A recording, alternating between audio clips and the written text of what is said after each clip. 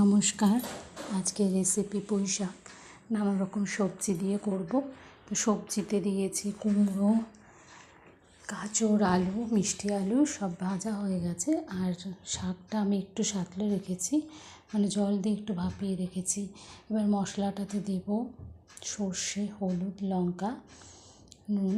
এটার মধ্যে আমি একটু পেঁয়াজ দেব, জাস্ট একটা ফ্লেভার আসার জন্য, কিন্তু রান্নাতে বোঝাই যাবে না যে পেঁয়াজ দেওয়া। এটা একটা পেঁয়াজ, ছোট একটা পেঁয়াজের হাফ একটুখানি দিয়েছি। তো ওটা পেস্টটা করে রাখলাম। আর ফোড়নে দিলাম 5 ফোড়ন, শুকনো লঙ্কা, তেজপাতা। এর মধ্যে মশলাটা দিয়ে দেবো। মশলাটা দিয়ে ভালো করে কষিয়ে নেব। মশলাটা ভালো করে কষানো হলে এর মধ্যে এবার সবজিগুলো দিয়ে দেবো, কারণ সবজিগুলো সবই ভেজেই রেখেছি। একসাথে সব কিছুই দিয়ে দেবো, কারণ কি ওগুলোও সেদ্ধ করে রাখা, শাকটাও।